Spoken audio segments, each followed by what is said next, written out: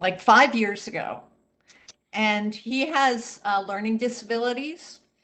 And so he attended an event for, about people in science who have disabilities. Yes. And it made a huge impact on him. I mean, he was not sure he was going to be able to do what he wanted to do, but today, that event kind of helped give him courage because he saw people who had much worse disabilities who've been very successful.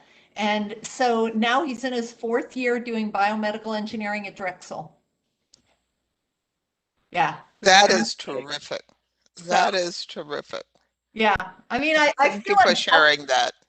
yeah, that's what your events, I feel like, are designed to do. They're designed to, so many of them, just to reach out to people and help them feel like what they thought might not be possible is possible. Yes, and that is exactly the case because we, in fact, do have people that we've engaged with who have incredibly severe disabilities of all kinds. And but I say we have to stop focusing on what people can't do and focus on what they can do. And we have found so many cases where people are bringing incredible strength, and that's what we do. We try to build from strength. Yeah, it was just really powerful because you know, he, he's felt challenged all his life by the issues that he has, but then he saw people who were blind, or who had so many, so much worse issues, and after that he was kind of like, yeah, I can do this. That's I great. love that. It's just sometimes it's like one thing that just kind of pushes people over into thinking they can do it instead of they can't do it. Right. And you never know what that one thing is going to be. It could be like one thing somebody says, you know? Anyway, Thanks for sharing that. sure. Well, thank you for running the program. Well, we've worked on issues related to persons with disabilities. AAAS has since 1975. As a matter of fact, we ran the first professional society meeting that was fully accessible in 1976. And that meant that this was before the laws that related to accessibility. So in that case, we had to insist that hotels basically change whatever, and convention centers change whatever they were doing so that people could actually access these meetings. In some cases, for many, many years, the only accessible hotels were the ones that were in cities where we had hosted Right. meetings. Okay.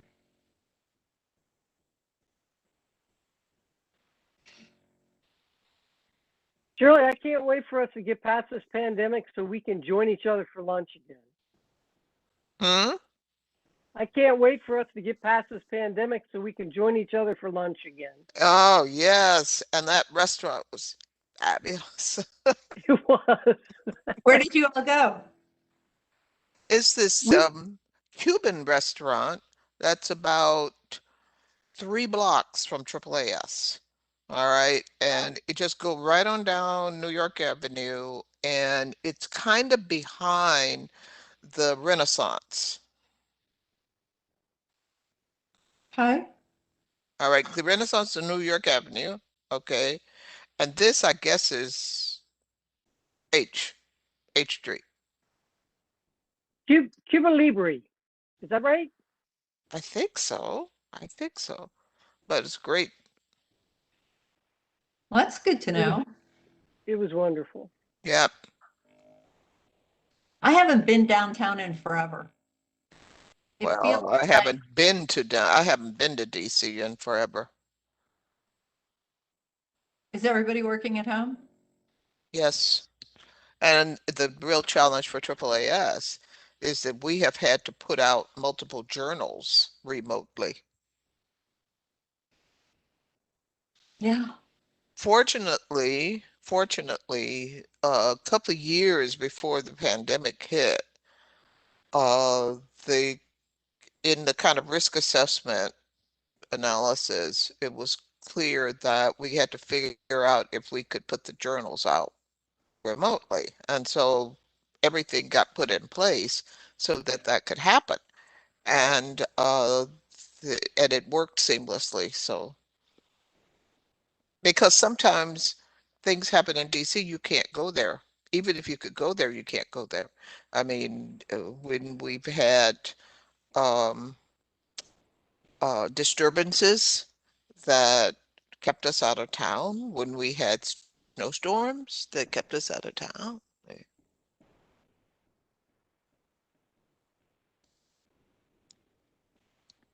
Okay, I just checked my email. Snez's trying to get in. She's having trouble.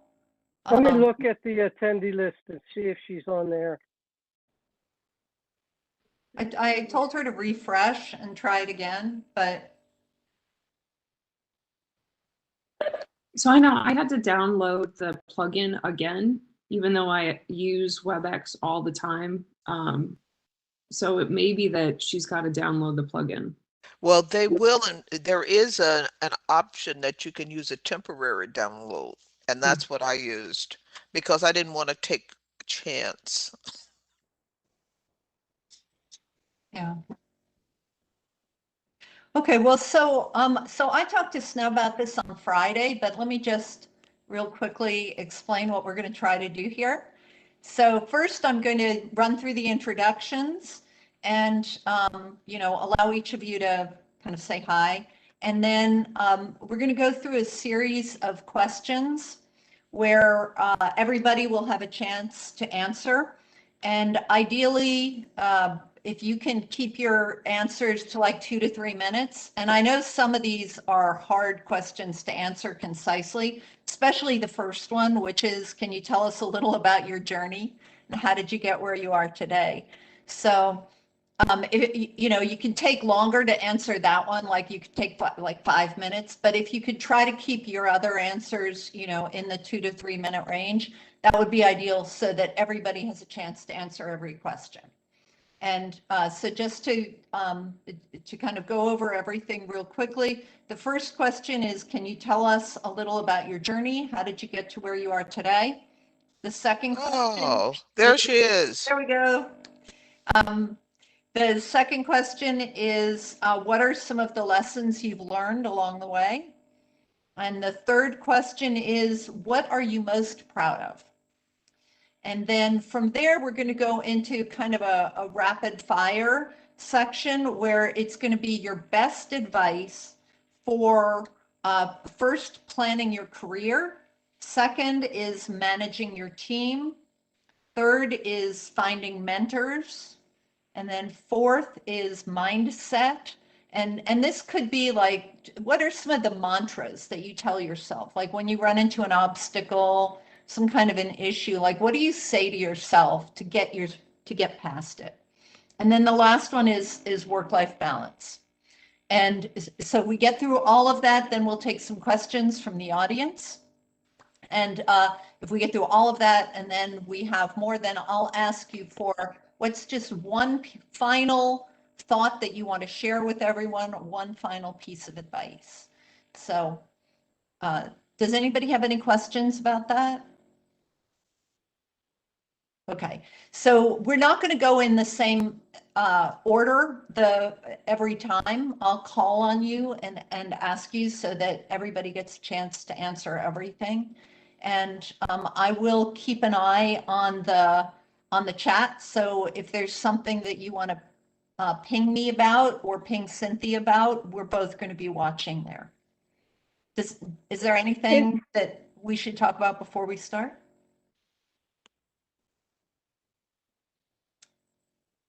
I love a panel of experts. So I'm going to kick this off real quick. Let me hit the record button. I see we've got some attendees already. And I'm going to hit record. We're going to go. I'll do a quick intro. And then at the end, I'll be back just to thank everybody and make a quick announcement on what's upcoming. So thanks for being here. Here we go.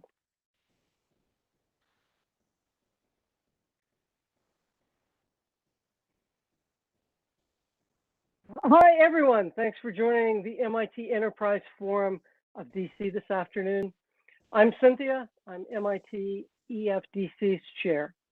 For those of you that aren't familiar, MIT EFDC is open to everyone, and our goal is to empower people to create great businesses that leverage science, technology, great business, and the arts. So on behalf of the entire MIT EFDC board, thanks for spending some of your time with us today. This session on pathways to success, lessons learned from women role models and leaders is part of our Back to Business series of virtual events. Back to Biz is a series of engaging and interactive conversations examining how tech, entrepreneurship, and innovation can improve our lives and will bring our businesses back once we leave the whole 2020 mess behind us. We've got a great panel today that will focus on how these 5 incredibly successful women have navigated work and life to become industry-leading role models and leaders, and what lessons they've learned along the way and what advice they have for others. I want to thank our panelist moderator, Judy Schramm. She's a member of our Enterprise Forum board and is the CEO of ProResource, a personal branding agency for founders and tech executives. Judy's worked with more than 1,000 executives at companies ranging from funded startups to Fortune 50 companies. She has 22,000 followers on LinkedIn and has been named a top 10 LinkedIn marketing superstar. I also want to thank our extremely stellar panel joining us from various spots today. Here's a quick intro. We'll hear more fully about their amazing backgrounds in just a minute. Dr. Shirley Malcolm. She currently serves as the Senior Advisor and Director of Sea Change, STEM Equity Achievement at the American Association for the Advancement of Science. Among other things, she's a trustee at Caltech and a regent of Morgan State University. She serves on the boards of the Heinz Endowment, Public Agenda, and the National Math and Science Initiative and Digital Promise. Cheryl Potts, who I've known for quite some time, is the founder and CEO of Clearcut, software development firm that's poised to change the global entertainment industry. Her product, Clearcut Royalty, a rights management platform for independent music creators and music professionals, is literally putting the rights artists should have back into their own hands. Jen Savada, known as a Forbes top 50 AI and government influencer. She's a senior vice president for Mission Tech Solutions, where she's responsible for bringing Mission Tech's model for integrating new technologies and best practices into government. Among other things, she was an Air Force intelligence officer for over 25 years, and she was also a wing commander. She's heavily involved with Defense Entrepreneurs Forum, which promotes a culture of innovation in the U.S. national security community. Some of you may actually remember Jen, who moderated our panel on the Government Small Business Innovative Research Program. And Sneh Patel, whose career has crossed the intersection of healthcare, consumer, and tech, with roles in innovation consulting at P&G and McKinsey. She served as a VC for a while and as a healthcare entrepreneur. Recently, a personal journey has inspired her to found a new startup with a mission to improve the science of cancer prevention and treatment. All of these women have really amazing stories to tell, and I'm really blessed to know each of them. And during this discussion, I know Judy's going to encourage them to share with you the incredible accomplishments they've all achieved. As you probably know, we'll leave time for Q&A. If you've got questions, please use for our panel, please submit them through the Q&A panel in your browser or the WebEx app. So I'd like to turn this over to Judy. She's going to lead our discussion. I hope you enjoy the hour. I'll be back to wrap things up. Judy? Thank you. Well, I have to say I'm absolutely thrilled to be here today moderating such a great panel of executives. And what I was thinking as I was planning for this is that they say that no matter what problem you're trying to solve, somebody else has solved it somewhere. And while that's not always true for science, as we know, that it is true that somebody somewhere has solved something similar. Somebody has overcome obstacles similar to what you're facing. And so what I wanted to do here today with the discussion is get our panelists to tell stories. to talk about where they've been and where they're going and what drives them and what motivates them and what helps them achieve as successfully as they have, so that we can learn from that and then put those lessons to work in our own life. And so let's go ahead and start with the first question. And the first question is, can you tell us a little about your journey? How did you get to where you are today? So Shirley, why don't you kick it off? Wow, nothing like putting me on the spot. Thanks, Judy. Um, my journey is a long one, and so it's going to take a lot of abbreviation here in order to really get through it. I was born and raised in Birmingham, Alabama. And I am of an age that being born and raised in Birmingham, Alabama, and going to all my schooling in Birmingham, I went through segregated schools and lived in segregated neighborhoods. It happened that Sputnik, excuse me, was launched while I was in school, in elementary school, and that launch led to a major focus on science, and that was something that I could do and that interested me. And so I determined that I wanted to go into something that related to science. At the time, I graduated from high school in 1963. It was a time of major upheaval with regard to civil rights in Birmingham, and I left a totally segregated environment and went to the University of Washington in Seattle, which was the total opposite of where I had been. I was a pre-med major for a while. That was really tough because uh, people made the assumption that women should not go into medicine. This was a time when there were quotas on women. And for sure, women of color were not really thought of as being people who would go into medicine. I changed my mind about going into medicine, decided to take a STEM to go into graduate school. Left the University of Washington with my degree in zoology, went to UCLA, got my master's there, stopped out for a while, became a high school teacher, went back to graduate school at Penn State and got my PhD there. Became an academic, and then shortly afterwards married. And when I married, I moved. And then began a totally different career in science policy and science education.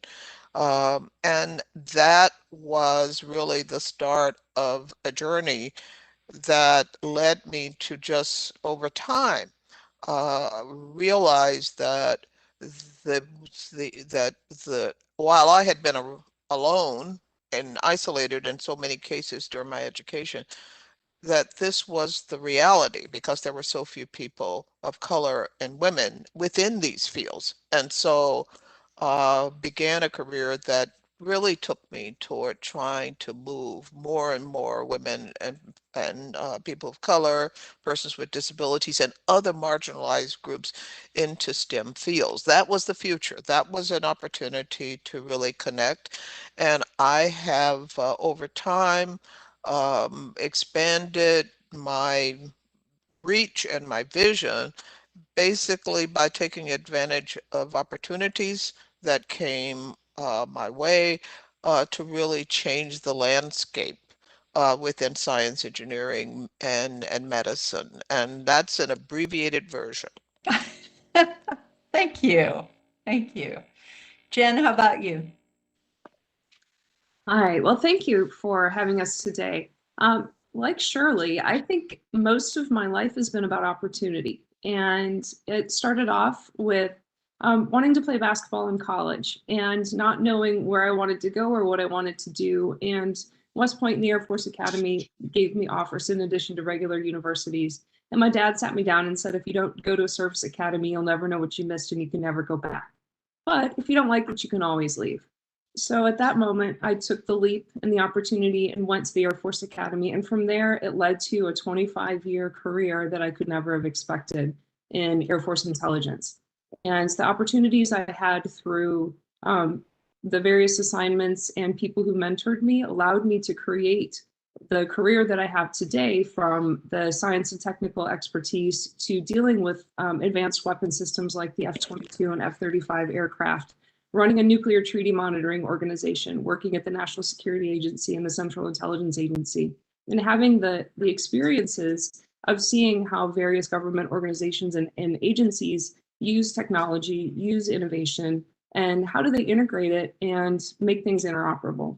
And then I was approached by Matt Scott at Mission Tech Solutions while I was on active duty in the Air Force, not ready to retire at the time. And he said, we've started this new company and we would like you to join us. And once again, I had to jump at an opportunity that I didn't expect, that I didn't see coming. And then it was one of the best years of my life that we worked together until we were acquired in November by Avantis Federal. And once again, it's a new phase and a new opportunity to build something that hasn't been built before with this new company that has brought together some extremely capable, qualified, and advanced capabilities, people with the eye towards talent, with the eye towards making the world better and trying to change things for the good. Wow, that's great. Cheryl, how about you? Thank you, everyone, for giving me the opportunity to be on this panelist today. ClearCut was originally incorporated to be a government contractor. My background as a software engineer, being a woman and also a minority woman, the company was formed to actually go after government contracting once I moved into the Washington, D.C. area. However, I also started a company many years ago, a copyright and royalty administration company for independent record labels. But being in a software engineer role, I just did not see that I was able to come off my job and actually do the copyright and royalty administration on a full-time basis. And so when I came to the DC area, I pivoted. However, the customers continue to call me for royalty accounting. I continue to get telephone calls, people asking to do this work. And while I told several that I was not actually doing the royalty accounting any longer, I was trying to focus, I just could not ignore the amount of people who continued to come.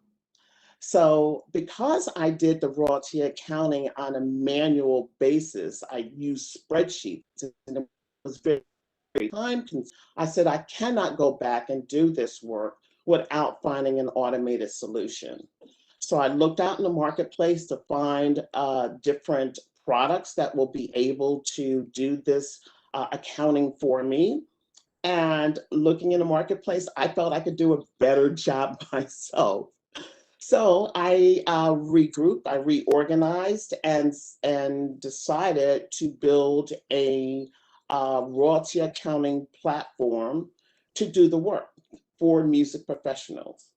However, I had an independent artist who was managing her own business. She was releasing her own music.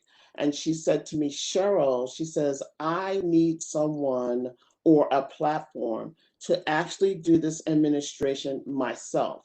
I don't want to hire an entertainment attorney. I did not want to hire an administrator to do the work myself. So if you're building a platform, please think of me.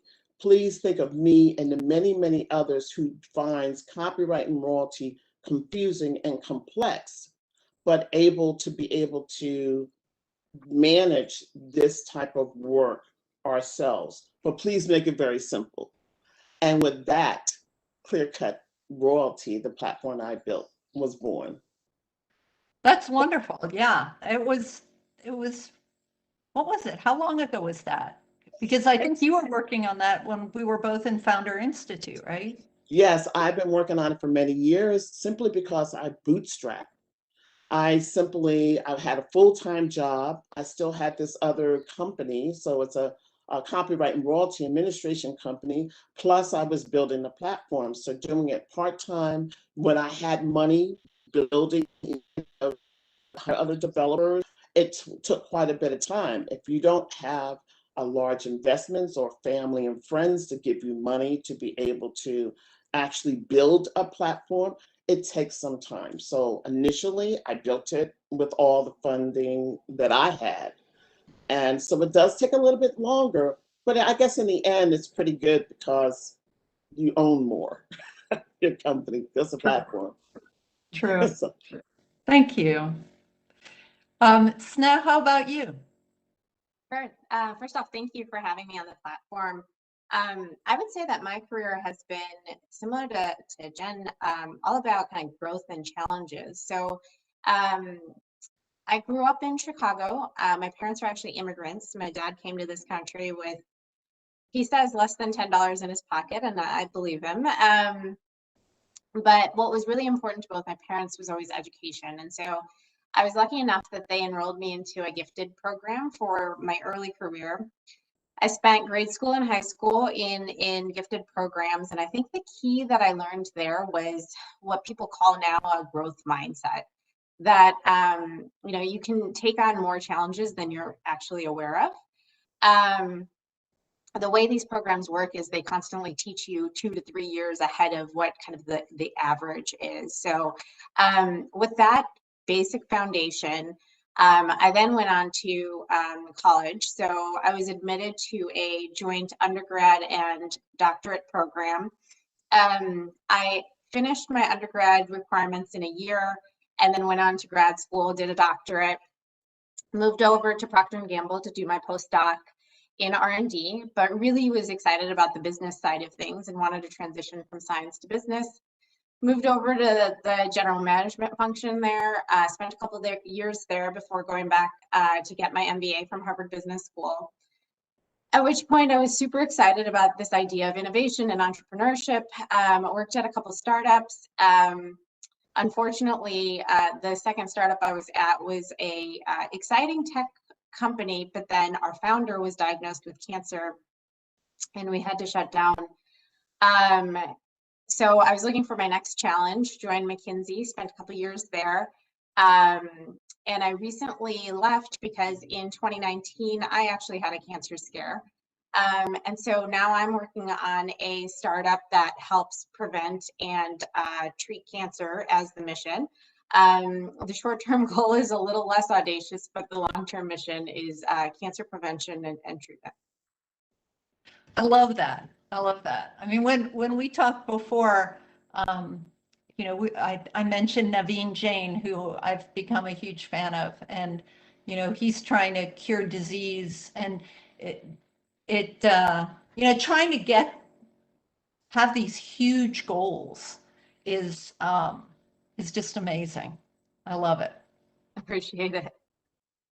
So, okay, so let's talk a little bit about what are some of the lessons that you've learned along the way. And Snow, why don't you go ahead and take that one first? Yeah, sure. I think one of the key kind of lessons I've learned is people like to box other people into, clear lines of what you are and are not capable of. And to me, the number one thing I've always done in my career is not let those lines inhibit me. So I talked a little bit about moving from, R&D over to the business side, which typically doesn't happen at companies like Procter & Gamble. When I was trying to make that transition, I was told, you don't have an MBA, you don't have a business background. How are you going to kind of manage that? And I would say that, I always knew I had the capability of learning what needed to happen. And so I didn't let the standards kind of stand in my way. So the first part of it is, don't let folks box you in. And then second is, if you know what you want to do, tell everyone. Anytime I know what I want to do, I tell everyone, because people have a natural propensity to try to problem solve. And so even if you may not know right away how they can help, it'll be stuck in kind of the back of their mind, and you'll never know kind of when it'll come back around to help you. So hopefully that'll open up a lot more opportunities for everybody on the line here. Wonderful. So Cheryl, it sounds like maybe some of the same lessons, some of the same things that you went through are similar to SNES. Is that? Yes, that is correct. For me, I had to, several times I looked at my business and saw what was working and was not working. And I had to make an assessment. There was two different times in my career that I've done that during my startup. First time was I started off as a music publisher in my original company before I transitioned to administration. And it's along the same line, music publishing is along the same lines as being an administrator, but you don't own copyrights in that. But what happened was I had a songwriter who was very, very established. And he needed somebody to handle his publishing. And I wanted him greatly because he would have been a very good catch in terms of all of the work he has done.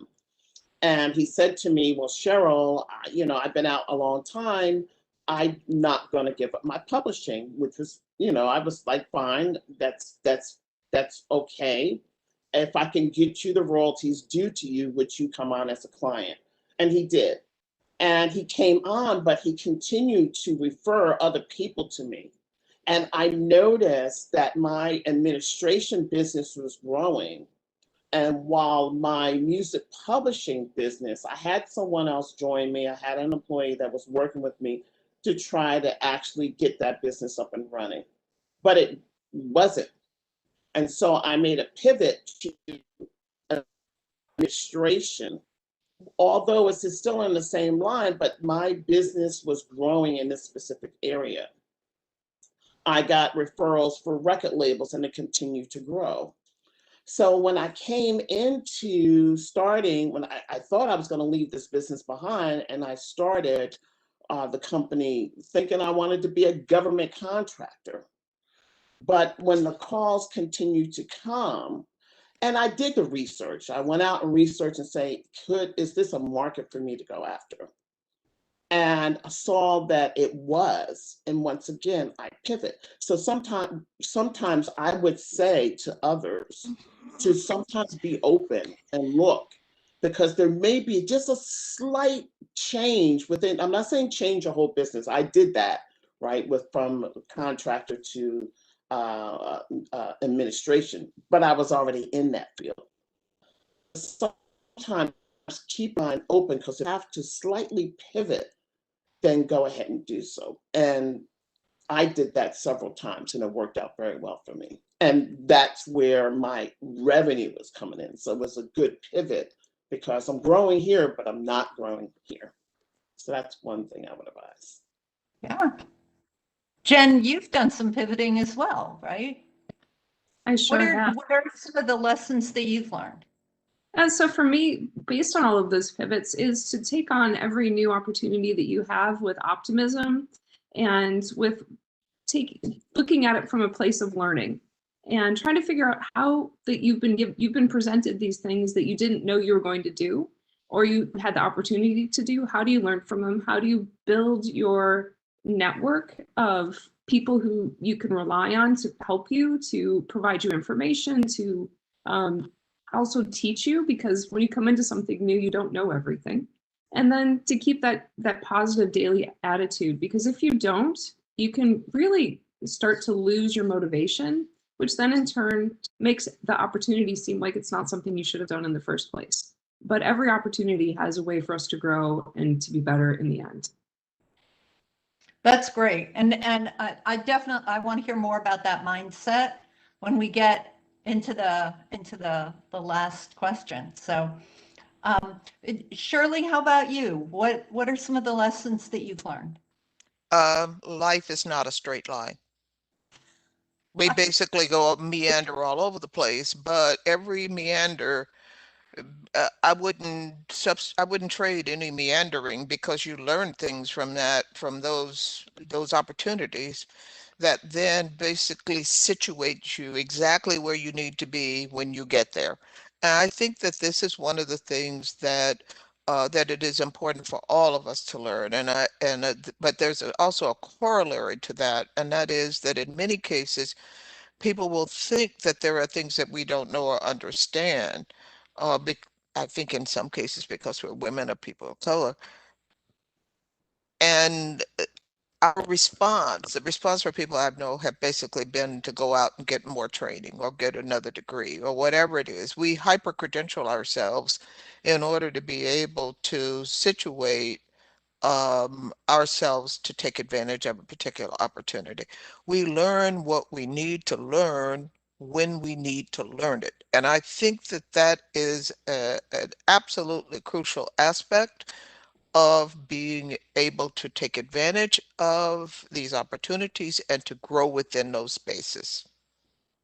Yeah, so I know it's not one of the questions we had planned, but I feel like that's something maybe all of us can chime in on is, what do you think about having the straight path versus the curved path? I mean, so I have 5 kids, and so I've got a lot of experience with young people trying to figure things out. And I think so many of them feel like if they don't know what they want to do at, 16, 17, their life is going to be a disaster. And they don't really understand that, it's, sometimes it's much more interesting to, take the long road or to not know and just explore. And so what do you all think about, what is the advice you give people on those kinds of decisions? Like somebody who's graduating or, getting ready to make the decision about their first job. Like, what would you say to them? Don't do anything to close your options. And I would say to sort of look to the future and look to not 2 years from now or 5 years from now, but what does 10 years look like to you? What are some of the overall things that you want in your life? Not just from a job perspective, from an overall quality of life. Is it location? Is salary most important to you? Is family most important to you? Is it a combination of all of those? And try to figure out what might set you on a path that at least gets you started and is not going to be the end all be all. Sometimes you just have to accept in a job to get your foot out the door and then move it in the right direction. And then more doors open for you as you continue to grow and develop and learn and build your relationships with people. To build on Yeah. what Jen just said, I think the advice I try to give is do things you like and it'll keep leading to more things you love, because all of the connections will somehow come together in ways you would have never understood or expected in the first place. But if you're building foundations with things you really enjoy, eventually they're going to come together in ways that are exciting and new and very unique to you. And so even if you don't know what the end long-term position is that you want, keep doing things that you do enjoy, and it'll eventually lead you somewhere really exciting, I think. Yeah, I think that's great advice. Cheryl, do you want to chime in on that? Yes, I always try to say to keep an open mind, be positive. Um, if it's an opportunity you're not sure about, then possibly explore it a little bit more. Don't close off, thinking, oh, it's not what I wanted to do here, so I'm not going to accept it. It may be something that you never thought about. And it may be something that is rewarding for you, or if it doesn't work out, that's okay too. Um, Always keep an open mind, be positive, and always continue to try to learn. That's great. That's great. Let's talk about what each of you is most proud of. Like, what do you think is going to be your legacy? Like, what are you most proud of so far? And then what are you shooting for? And so, Jen, why don't we start with you?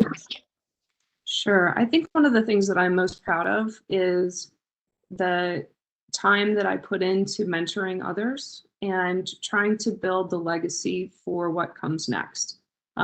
I would hope that any job that I'm in or any place that I am making an impact, that I'm not the one that when I leave, that the work is done, that the work has died, that there is no future. And I hope that we build a civil society that allows us to help others and to make others better, both those of us that mentor, that we get mentorship from, and then those that are sitting to the left and to the right of us. That's great. Shirley, how about you? Oh, I would describe myself as a social entrepreneur. And most people don't really know what that means. It means that you basically are trying to create something or some entity or some, in a way, a business within an organization that can produce positive mission related results. And this work that I'm doing right now in Sea Change, STEM Equity Achievement Change, is, I think, the part that I am most proud of that has required building on everything I have ever done or learned and all the networks I have ever had. And this is an effort to try to bring about and support systemic transformation of higher education institutions, our colleges and universities, and the STEM programs within them, to try to change them in ways that diversity, equity, and inclusion are the norm. We have tended in the STEM fields to kind of always be on the margins, and yet we have a lot of research that basically tells us what kinds of programs, policies, and practices would support a welcoming environment for people who are on the quote unquote edges of many of these fields. And starting that up, building on, adapting it from a program that's undertaken in the UK, Athena Swan, that was meant to support gender equity, and then their race equality charter, but putting those together so that the institutions change.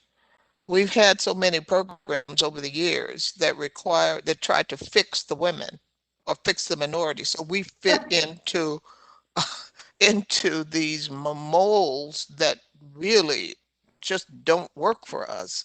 And without really recognizing that listen, we're not broken. It's the institutions that are problematic.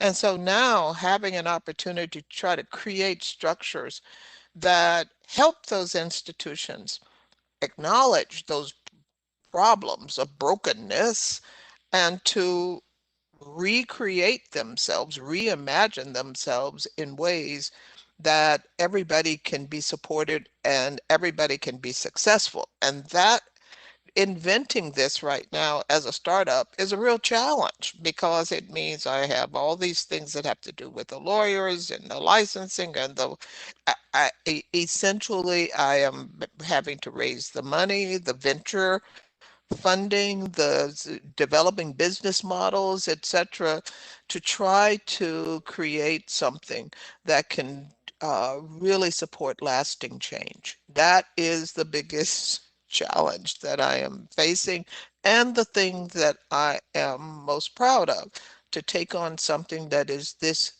humongous. We're talking thousands of institutions, tens of thousands of departments. That's amazing. Yeah. Cheryl, how about you? I'm going to say the Clear Cut Royalty platform is probably up there for one of the most I'm proud of. Not because it's finally completed and it's out, but it's from the feedback I get from some of our subscribers on how it's changed their lives, how it helps them manage their business, how they learned they did not know how to manage their copyrights or royalties, but there is a system out there to be able to help them do it.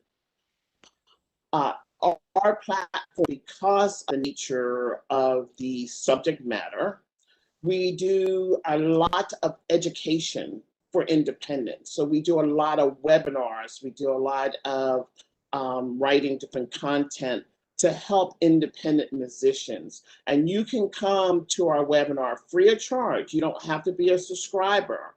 And the webinars are to help break it down in very simple terms on how to manage your rights of your music that you create. And afterwards, I hear from so many independent musicians thanking me for teaching them. They have a better understanding. They are so glad that they heard of the product. So I really feel that my job is done. If you have learned something that is going to help you in your business, and or if you also subscribe to the system and there's a product that's helping you, then it's just such a good feeling to hear from others how it's helping them in their business. Yeah, there's been such a revolution in how music just is produced in general, and then to look at how the rights are handled is, you're in a completely new field in a lot of ways. Mhm. So Sna, how about you? What are you most proud of so far, and what do you want your legacy to be? Yeah, sure. So I think I've heard a pretty similar theme across the entire panel, which is helping others is really what people are proud of. And I would say I'm in a similar camp. You know, one of the platforms that I helped build was a maternal health platform that helped women in third world countries who often don't get any maternal care keep track of their appointments and making sure that they're getting their regular doctor's visits.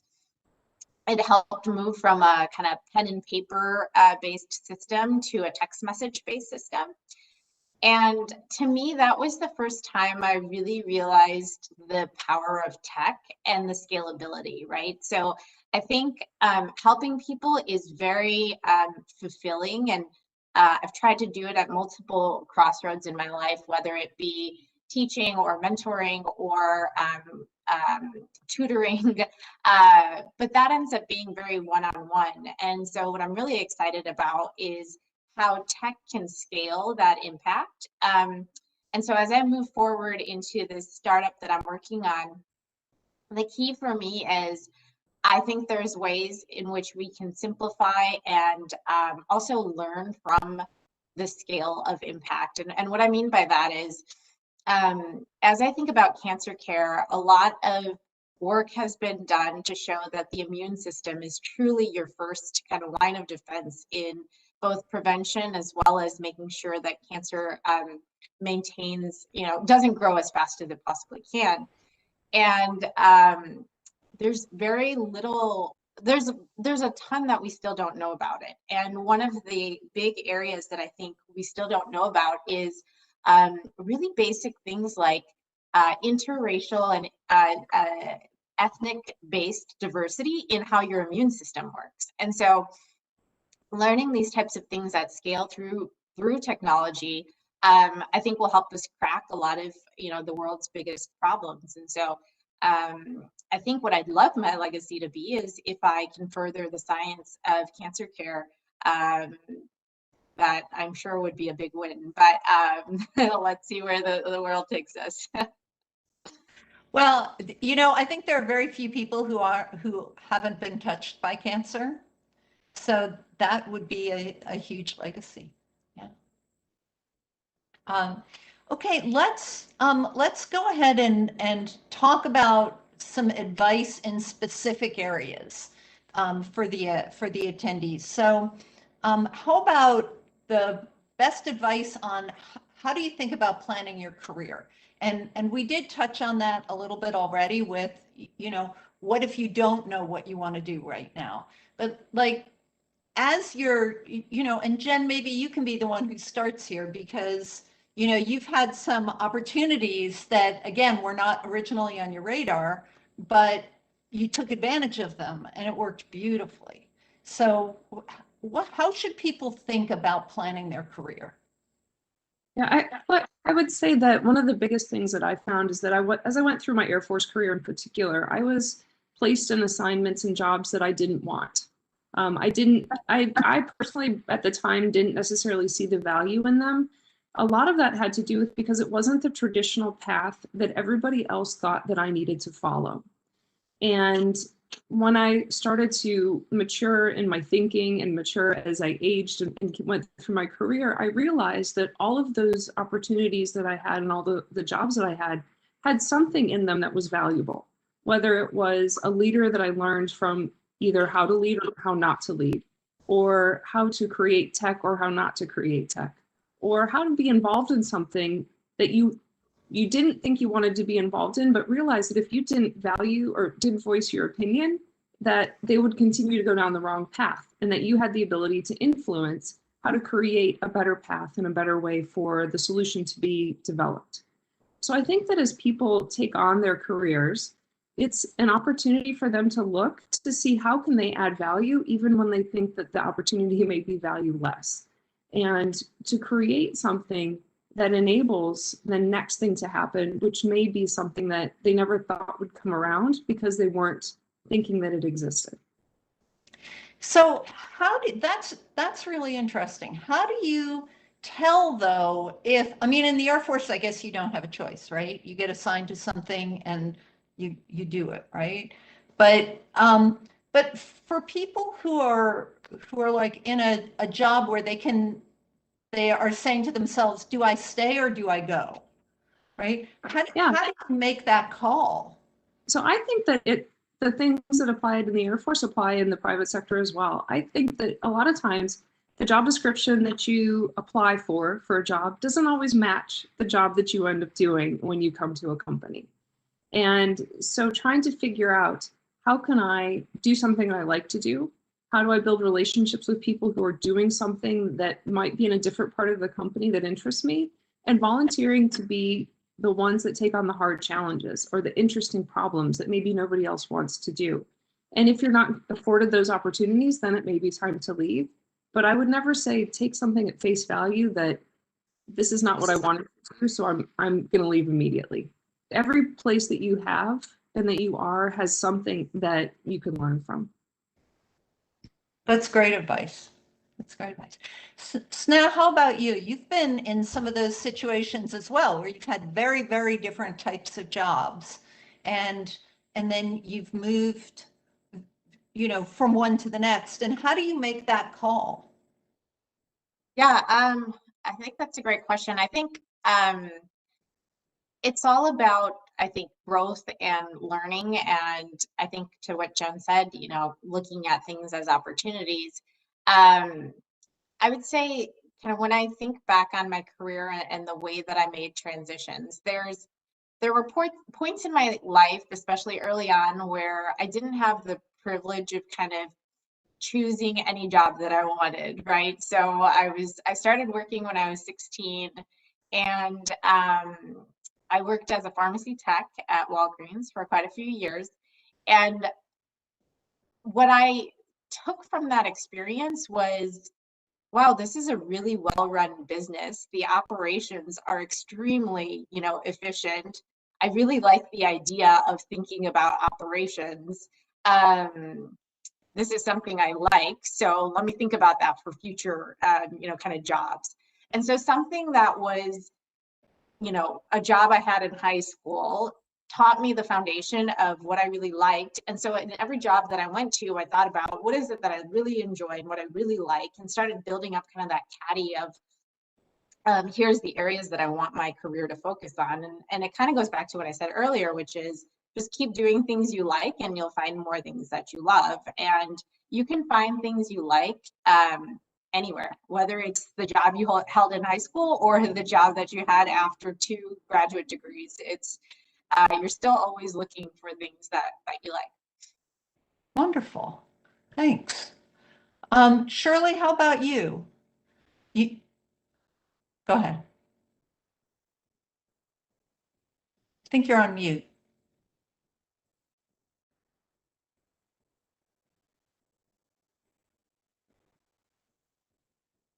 Still can't hear you.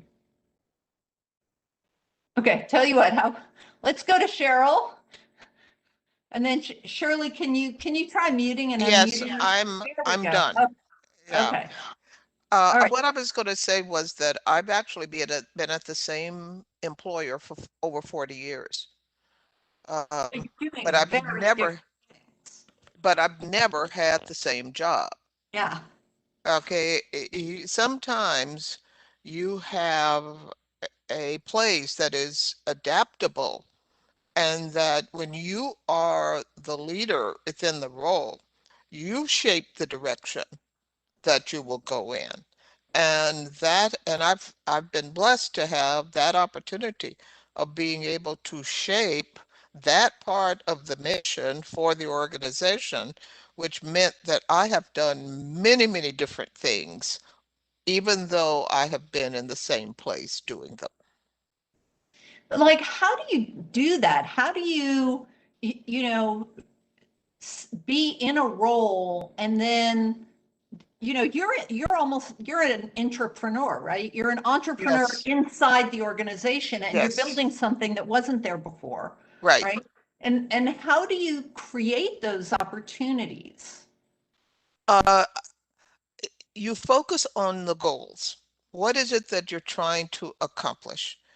And then you essentially convince the people within the organization, since you report to the CEO, you convince the person who is sitting there that in fact this is the next step in trying to address this goal. If we all agree on the goals and the mission of the organization, how to get there is very much one of helping people to understand the research that informs it, the work that others have done that inform it, and you move the the organization by getting the resources to do it externally, by piloting and trying things out.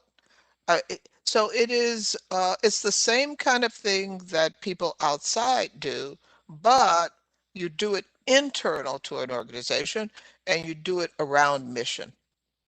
So it's almost like a fundraising pitch, It right? is. I mean, essentially, I have to do everything that the rest of you do. I basically have to find quote unquote venture capital. I have to find people who are willing to invest in the ideas. I have to report what we were successful on or not. And, and sometimes it doesn't work. But one of the wonderful things about science is that we are used to learning from failure. And so it is not, it is, that something didn't work. It just didn't work yet. And so you figure out how to move it in such a way that it will work. That's great. That's great. Cheryl, how about you? What advice do you have on career paths? Uh, wow, that's a really, really big topic.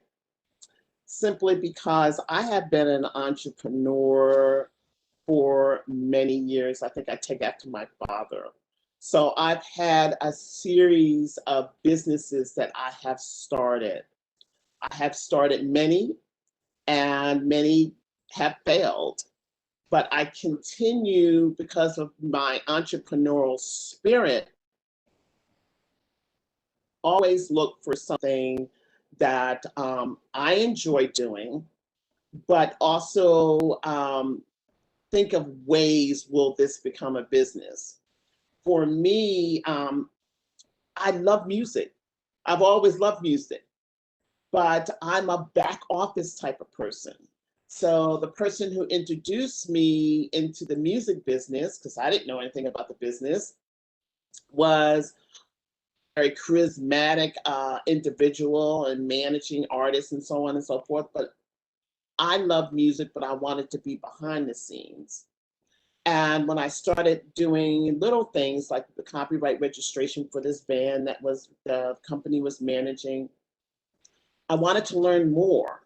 So I went, read everything that I could possibly find, go try to find mentors to actually mentor me for a lot of questions that I had.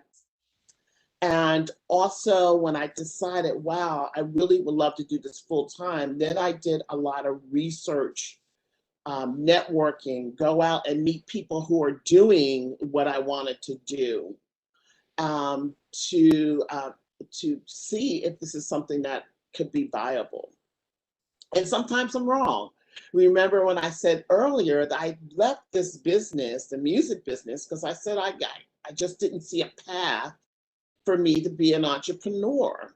But it wasn't until I went into another business uh, that I saw that, okay, there is a need, but how can I use technology with it? How can I make a business out of what I love and also be able to go into this business full time?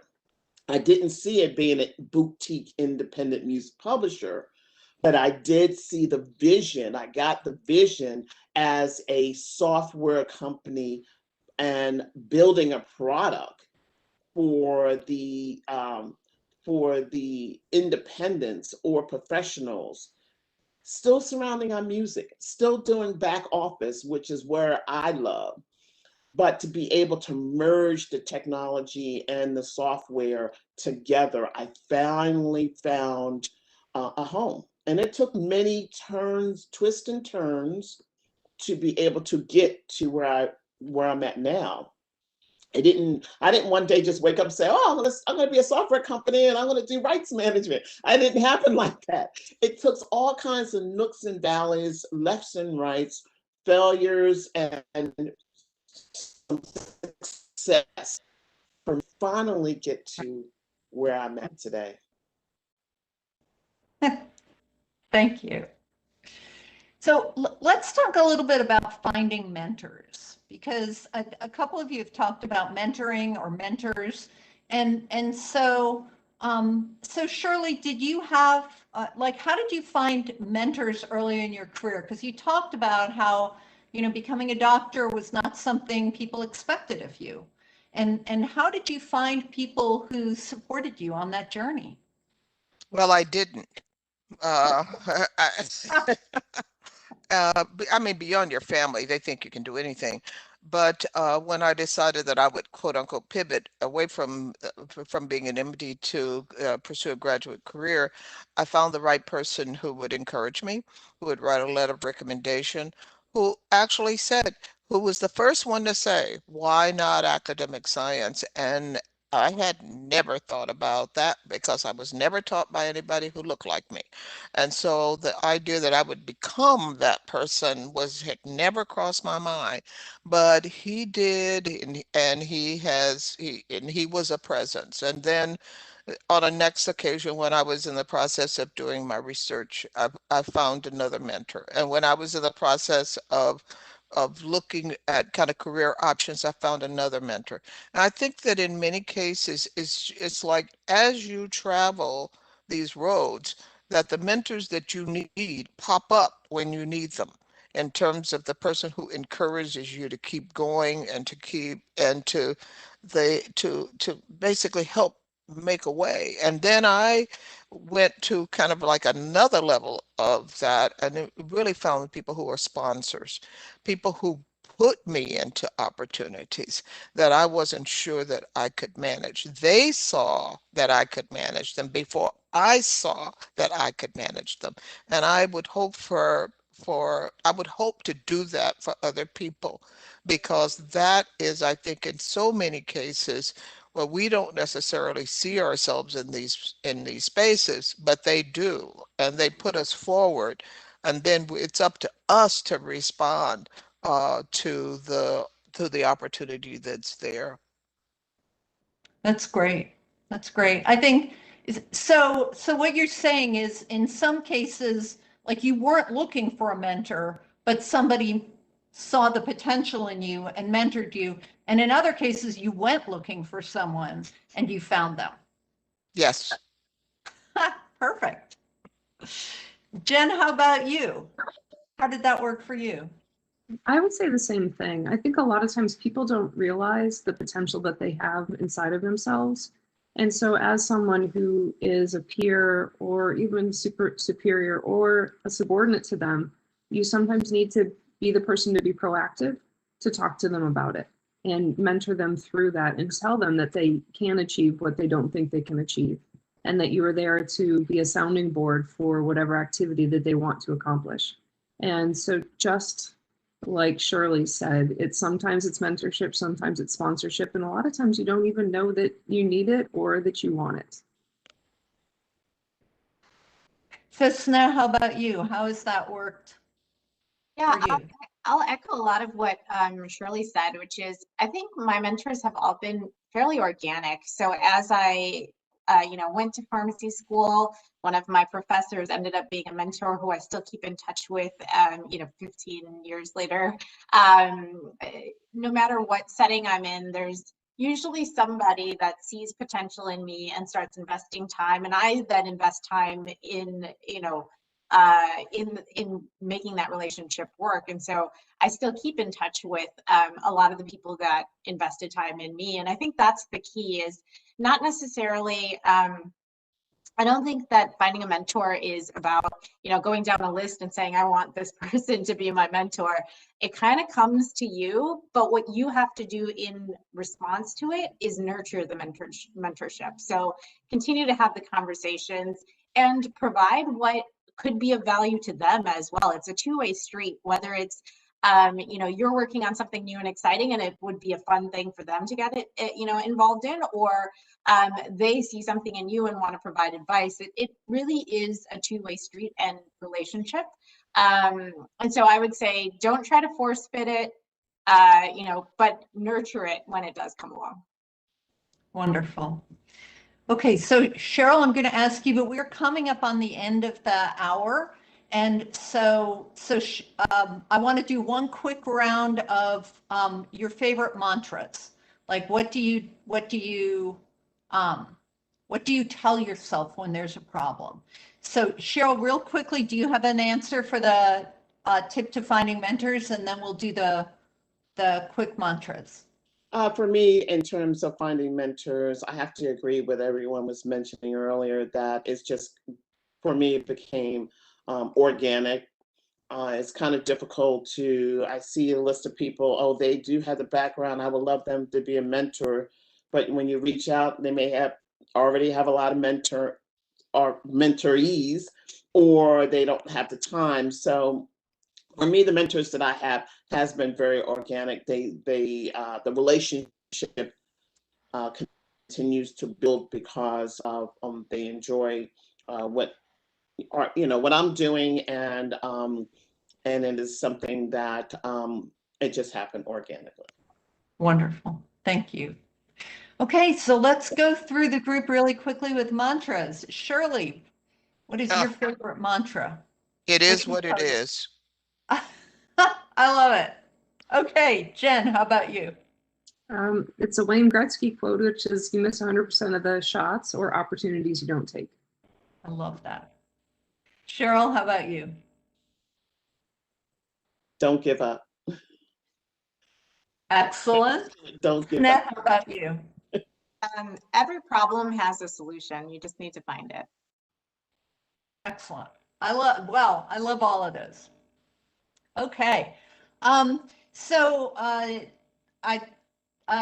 Cynthia, do you want to come back on and wrap things up? I just want to say thank you to all of you. This has been so much fun to hear your stories and hear your advice.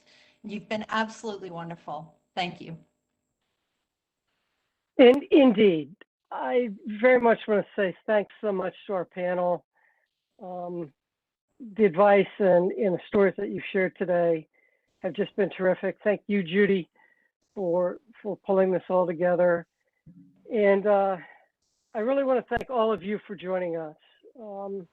Should know we pushed this out to our Global Enterprise Forum community, and I'm happy to report that we have people joining us from all over the world. So thank you all across all time zones for joining us.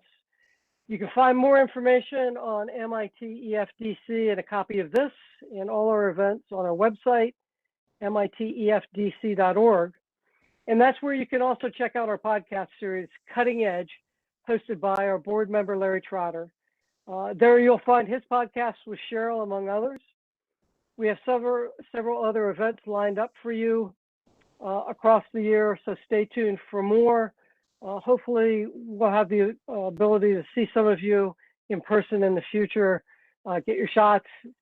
But again, thanks for the privilege of your time. Thanks for the privileges of our panelists' time. I hope that all of you have a great rest of your week, and please stay safe. We hope to see all of you again soon. Thanks so much. Bye.